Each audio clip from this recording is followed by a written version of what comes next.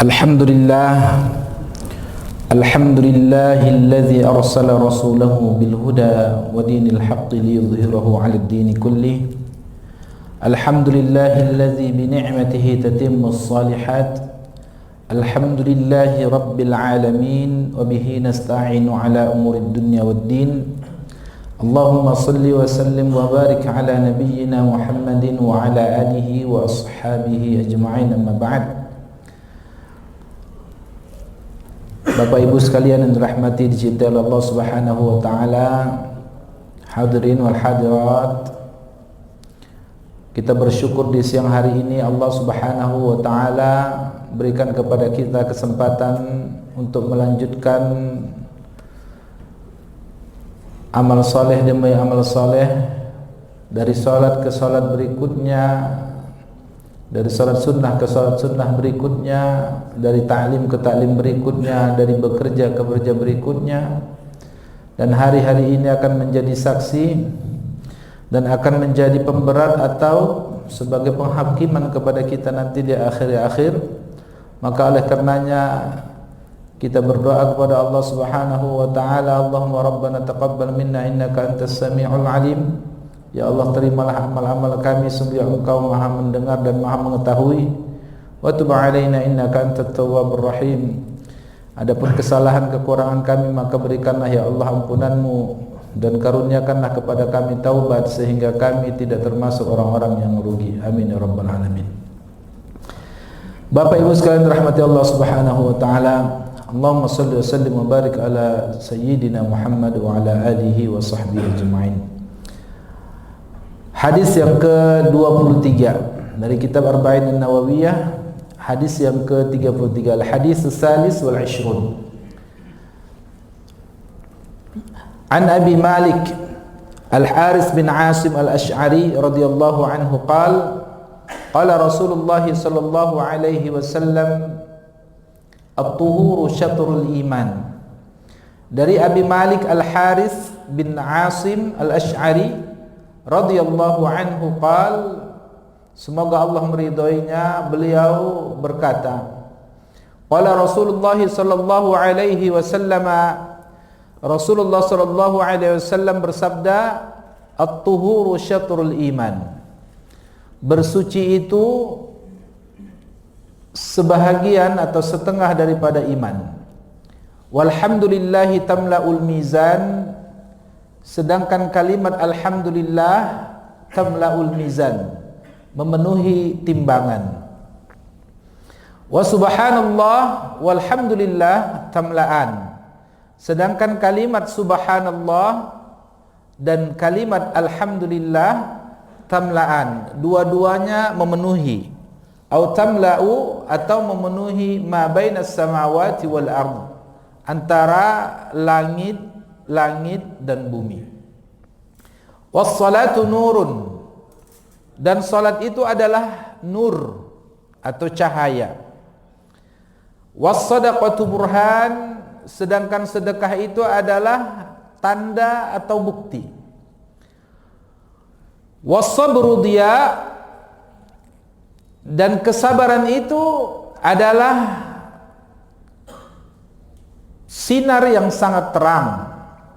Wal Qur'anu hujjatun laka aw 'alaika, sedangkan Al-Qur'an itu akan menjadi hujjah atau menjadi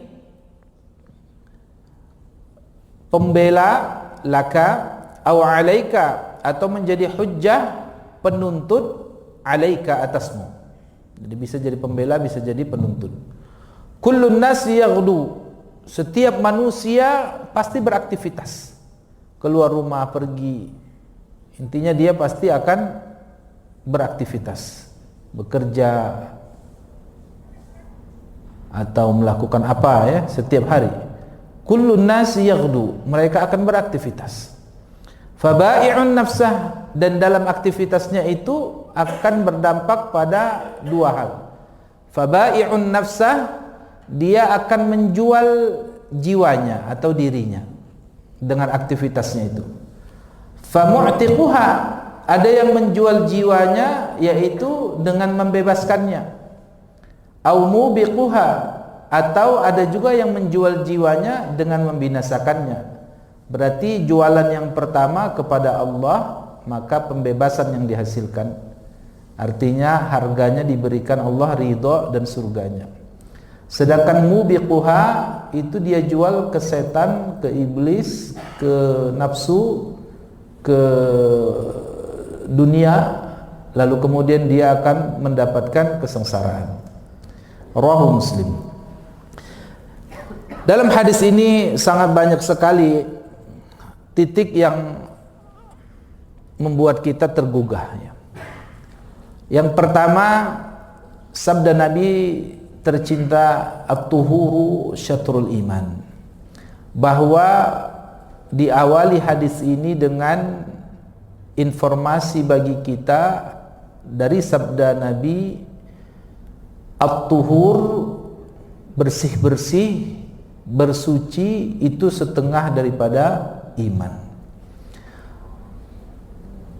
Manusia itu sebenarnya yang perlu dibersihkan bukan cuma badan, bukan cuma pakaian, bukan cuma yang terlihat, tapi bahkan jauh lebih banyak kotoran itu numpuknya, berkumpulnya di hati.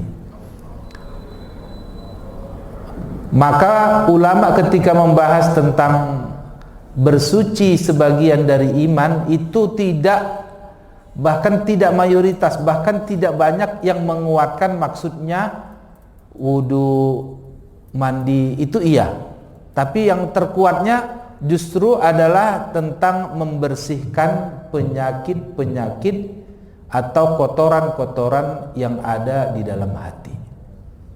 Maka at-tuhuru syatrul iman di sini, bahwa toharoh itu dalam artian bersuci hati itu adalah sebagian daripada bukti keimanan.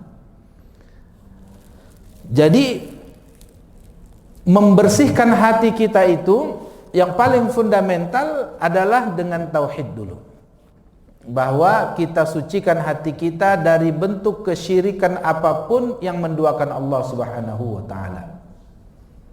Lalu kemudian kita sucikan hati kita dari seluruh penyakit-penyakit hati apapun itu.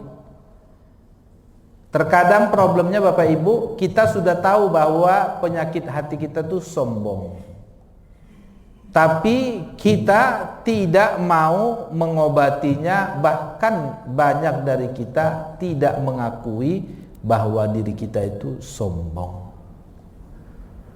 Atau kita punya penyakit dengki, hasad,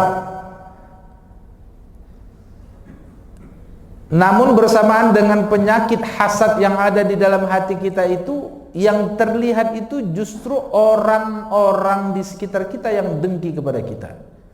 Padahal sebenarnya yang punya penyakit dengki, na'udzubillah, itu adalah kita sendiri. Nah, ini penting ya. Jadi membersihkan hati kita. Yang pertama yang mutlak itu dari kemusyrikan ya, harus diisi dengan keimanan, tauhid. Yang kedua harus diisi dengan kebaikan-kebaikan akhlak-akhlak hati.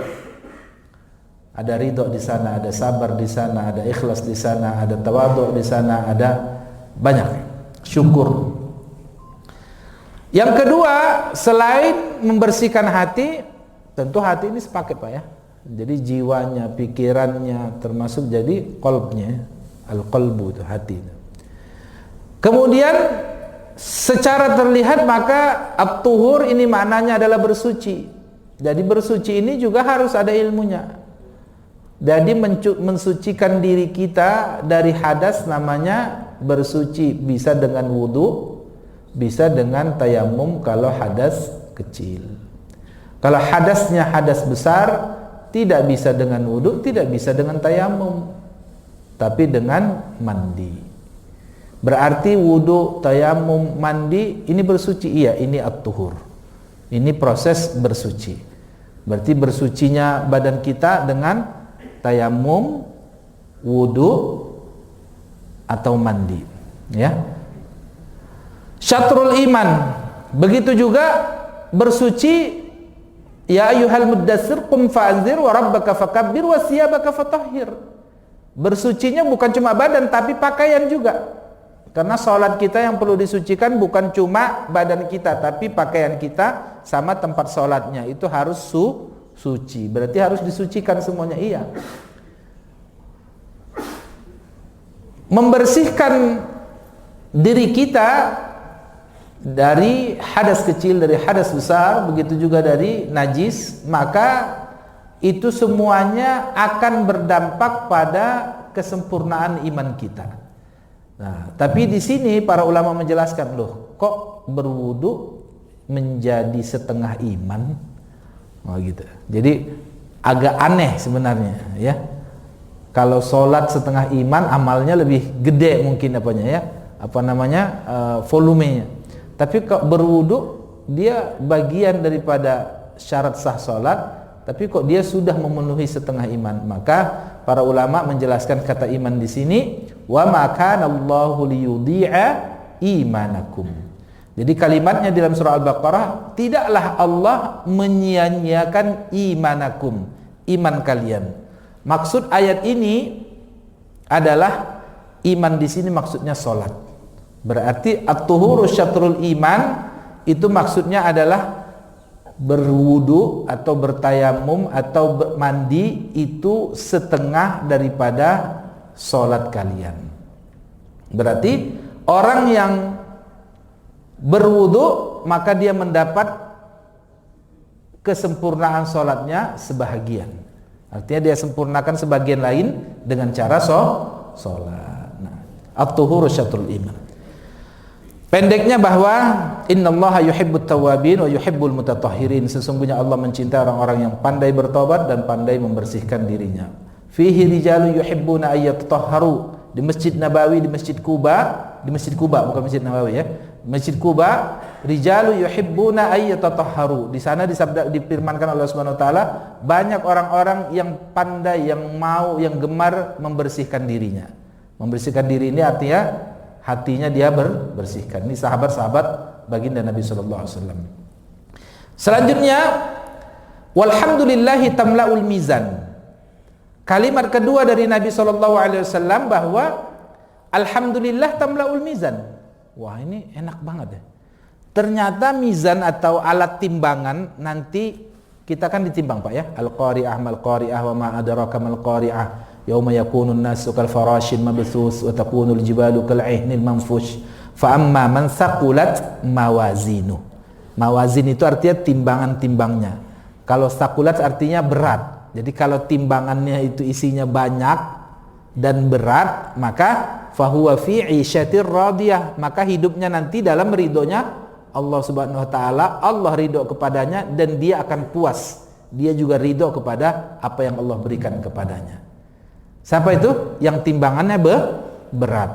Nah, kata Nabi SAW, timbangan itu akan bisa dipenuhi dengan hanya satu kalimat alhamdulillah. Jadi Pak, kalau bisa dimurahin ongkos harga alhamdulillah itu dimurahin. Jangan nunggu kejadian-kejadian besar. Jadi alhamdulillah itu makin sering gitu ya. Misalnya nggak jadi jatuh, alhamdulillah. Atau ngelihat apa saja gitu yang ringan-ringan yang itu ada benefitnya ke kita walaupun sangat kecil, itu alhamdulillahnya itu dengan hati yang tersambung dengan sifat syukur kepada Allah Subhanahu wa taala. Jadi sambil berterima kasih kepada Allah, alhamdulillah. Kenapa? Karena alhamdulillah ini bobotnya sangat luar biasa. Memenuhi al-mizan. Maka kita biasakan alhamdulillah. Alhamdulillahirabbil alamin. Redaksi baca alhamdulillahillazi bi ni'matihi tatimmus shalihat. Alhamdulillah saja atau wa bihamdihi, subhanallah wa bihamdihi. Ada subhanakallahumma wa bihamdika. Kalimat yang tahmid itu memenuhi al-mizan. Kemudian subhanallah walhamdulillah tamla'an. Tamla'an apa? Tamla'u ma bainas samawati wal ard. Sedangkan kalimat subhanallah walhamdulillah itu memenuhi seluruh lapisan langit yang 7 dan juga bumi. Artinya dari langit ke bumi itu semuanya terpenuhi dengan hanya satu kata, subhanallah walhamdulillah. Nah, ulama menjelaskan subhanallah walhamdulillah apa? Ini disebutkan di hadis Nabi SAW yang lainnya. Kalimatani khafifatani fil lisan. Bahwa ada dua kalimat yang khafifatan, yang sangat ringan di lisan, fil lisan. Apa itu kalimatnya? Habibatani ilar rahman. Kalimatnya itu adalah kalimat yang sangat dicintai Allah ar-Rahman. Thaqilatani fil mizan. Dan dua kalimat itu adalah dua kalimat yang sangat berat di timbangan. Nah, dan disebutkan tasbih dan tahmid. Kalimatnya kalau di hadis itu subhanallah wa bihamdihi subhanallahil azim. Tapi memenuhi kalimatnya di situ ada tasbih, ada tahmid. Jadi harus kita biasakan, Pak. Kalau bangun tidur usahakan, Pak. Usahakan subhanallah bihamdihi subhanallahil azim. Atau baca tasbih apapun ya. Karena salah satu sifat orang-orang yang bertakwa itu adalah bertasbih di saat di penghujung malam, beristighfar di penghujung malam. Jadi bangun tuh baca alhamdulillazi ahyana ba'da ma amatana wa ilaihin nusyur. Kalau mau sempurna lagi la ilaha illallah wahdahu la syarika lahu lahul mulku wal hamdu ala kulli syai'in qadir. Baru alhamdulillah subhanallah wa la ilaha illallah wallahu akbar wa la haula wa la quwwata illa billah Allahumma ighfirli. Baru lanjutkan subhanallah bihamdihi subhanallahil azim atau subhanallah bihamdihi adada khalqihi wa ridha nafsihi wa zinata 'arsyihi wa midada kalimatihi. Kalau kita perhatikan, Pak, kalimat-kalimat ini itu secara makna sudah cukup untuk menutrisi hati kita, Pak. Menutrisi hati kita itu sangat cukup. Karena kalau kalimat tasbih itu hidup dalam kesadaran kita, itu artinya kita bukan orang yang gampang nyalain keluar. Orang yang tidak gampang nyalain keluar, efeknya dia gampang memperbaiki ke dalam dirinya. Tapi kalau yang gampang nyalain keluar, termasuk nyalain Allah, itu sulit, Pak. Dapat alamat kesalahan dia, bahkan dapat agenda memperbaiki dirinya itu sulit. Kenapa? Karena udah dialamatkan entah kemana salahnya. Ke manusia, ke ini, ke tetangga, ke istri, ke ini, ke Allah, bahkan dia alamatkan kesalahan, sehingga kesalahan yang ada di udah nggak jadi agenda yang kuat dalam dirinya. Maka tasbih itu maknanya adalah mensucikan Allah dari seluruh lemah dan salah. Allah tidak akan pernah salah dan Allah selalu kuat, tidak akan pernah lemah. Wallahu ala kulli syai'in qadir. Sedangkan tahmid itu maknanya adalah kesempurnaan semuanya dialamatkan ke Allah. Kalau tadi mensucikan, tanzih Allah dari semua yang lemah-lemah, yang jelek-jelek, yang kurang-kurang. Kalau ini justru kesempurnaan semuanya dialamatkan kepada Allah. Maka dikatakan alhamdulillah, segala pujian milik Allah. Jadi kalau sudah sering membaca ini subhanallah walhamdulillah, subhanallah bihamdihi atau apalah kalimatnya ya, dibajak redaksinya, itu akan menjadi nutrisi. Kalau kita renungi sambil tadabbur, sambil khusyuk, itu akan membuat kita masya Allah, iya ya Allah. Akhirnya tunduk, pasrah dan minta pertolongan Allah. Wassalatu nur, dan salat itu adalah cahaya. 4 menit lagi Pak ya. Wassalatu nur, dan salat itu adalah cahaya. Maksudnya apa? Jadi kalau nur itu cahaya. Jadi kalau kita lihat di Al-Quran, nur itu dialamatkan kepada dua hal. Satu dialamatkan pada Al-Quran atau kitab Al-Quran, yang kedua dialamatkan kepada Rasulullah SAW. Nah, ada amalan-amalan atau amal-amal yang diidentikan dengan cahaya, tapi yang disebutkan dengan nur itu solat. Maka solat itu disebut dengan nur, cahaya. Maka ulama ketika membahas ini itu mengatakan juga ada satu lagi Pak yang sering disebutkan nur, itu ilmu. Maka ulama bahkan mengatakan salat itu selain pintu kebaikan-kebaikan, salah satunya dia akan menjadi pintu ilmu bagi si pelakunya. Kalau dia memang benar-benar mendirikan salatnya, pintu ilmu. Itu masya Allah Pak, mulai dari takbir sampai salam kita itu ilmu semua, ya, ilmu semua. Tapi ilmu penghambaan kepada Allah Subhanahu wa taala. Nah, nur ini kelebihannya apa? Nur itu cahaya, Pak. Jadi dengan nur lah yang Allah Subhanahu wa taala yahdi bihi may yasha, memberikan petunjuk kepada hamba-hambanya. Nur itu cahaya yang membuat seseorang terang, membedakan antara hak dan batil. Nur juga cahaya yang membuat bukan cuma tahu, tapi sadar untuk menjauhi kalau ada yang haram dan Allah murka. Jadi furqan. Jadi adanya cahaya, maka innas salata tanha 'anil fahsya'i wal munkar. Jadi kalau salatnya sudah berfungsi sebagai nur, maka dia mencegah dari fahsya dan mungkar. Jadi kalau salatnya enggak mencegah, ya berarti salatnya enggak berbuah jadi nur. Was sadaqatu burhan. Dan sedekah itu adalah burhan. Burhan ini bisa artinya bukti, bisa artinya tanda. Tapi kalau kita maknailah artinya bukti. Jadi kalau Nabi Yusuf itu ketika hendak ada fitnah seorang perempuan yang menggodanya, maka laula ar-ra'a burhana rabbi. Di sana ada tanda, kata Al-Qur'an, ada tanda yang menghampiri Nabi Yusuf. Di tafsir disebutkan seolah-olah ayahnya Nabi Yakub sedang melihatnya. Jadi wajah ayah itu kalau terbayang bagi si anak itu, kalau ayahnya soleh ya, ayahnya soleh itu akan cukup menjadi anak untuk jadi tameng dia daripada dosa besar. Ya, salah satu tafsir yang lain disebutkan ayat Al-Quran. Jadi ayat yang datang kepada Nabi Yusuf yang mengingatkannya. Makanya hafal Quran itu penting, Pak. Bapak kalau ngapal Quran dan tahu artinya itu lumayanlah membantu mencegah. Jadi pas ada mau tergelincir datang mengingatkan kita. Atau udah tahun-tahunan Ustaz 10 tahun nggak pernah sholat malam, nanti datang ya ayyuhal muzammil. Jadi datang di alam bawah sadar kita, datang hafalan kita yang membuat kita jadi tergugah kembali. Wahai orang yang berselimut, udah 10 tahun nggak pernah sholat malam, masa nggak sadar-sadar, udah tua, sholatlah. Kan sholat wajib udah, itu wajib. Tapi bekal kan masa pas-pasan, Pak ya. Mau pergi ke kampung aja bekalnya lebihin sedikit ya Pak ya. Ini apalagi ke kampung akhirat, masa pas-pasan banget. Was-shadaqatu burhan. Tapi makna sedekah sebagai bukti, maka dia bukti keimanan, Pak. Maka ulama jelaskan bahwa sholat mungkin dilakoni tertib si munafik, tapi sedekah nggak mungkin. Jadi sholat, Pak, orang munafik bisa melakukan sholat dengan tertib, maksudnya dia tetap absen sholatnya itu rapi bisa, tapi sedekah nggak akan mungkin tuh orang munafik. Saking beratnya sedekah bagi orang munafik. Berarti apa? Berarti kalau mau dikomplitkan sholatnya disempurnakan dengan sedekahnya, maka sempurnalah pembuktian tersebut. Karena memang sholat bagi orang munafik, idza qamu ila sholati qamu kusala. Mereka selalu malas ketika berdiri dalam sholat. Jadi yang paling dibenci orang munafik dalam sholat itu kapan? Berdirinya itu, Pak. Jadi kalau berdiri lama-lama langsung tersiksa batinnya. Idza qamu ila sholati qamu kusala yura'un an-nasa wa la yadhkurunallaha illa qalila.